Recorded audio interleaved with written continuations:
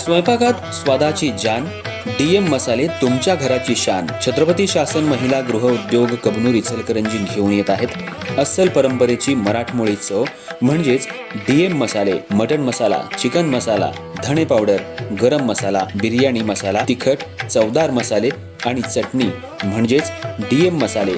तर आजच आपल्या जेवणाची रंगत वाढवण्यासाठी केमिकल विरहित डीएम मसाले, गृहिणींच्या मनातले मसाले आणि चटणी अवश्य वापरा. डीएम मसाले महिला बचत गटाद्वारे करणारे स्वच्छ माफक दरामध्ये म्हणजेच डीएम मसाले. संपर्क दिव्याताई मगदूम, मोबाईल 91 30 80 22 55.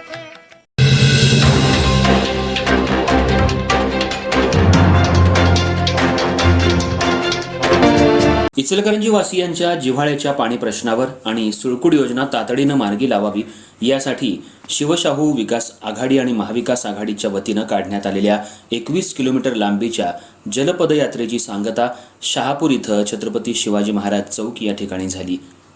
या ठिकाणी झालेल्या सभेत नगरसेवक मदन कारंडे यांनी सांगितलं, तत्कालीन आमदार सुरेश हाळवणकर यांनी शहरासाठी आणलेल्या वारणा पाणी योजनेला आवाडे यांनीच विरोध केला. गरज पडल्यास त्याचा सोक्षमोक्ष करण्यासाठी आपण माणसं उभं करायला तयार आहोत, असं आव्हान नगरसेवक मदन कारंडे यांनी दिलं. काँग्रेसचे प्रदेश सरचिटणीस शशांक बावस्कर यांनी खासदार धैर्यशील माने यांना फक्त निवडणुकीत पाण्याचा प्रश्न दिसतो, सुळकुड योजनेला खो घालण्याचा प्रयत्न काही जण करतायत, आश्वासनांवर आश्वासनं दिली जात आहेत, पण बैठक लावायला मुख्यमंत्र्यांकडे जायला वेळ नाही असं सांगत शुद्ध पेयजलचे 5 कोटी 35 लाख रुपये आवाडे यांच्या पेन्शनमधून वसूल करावेत असं सांगितलं.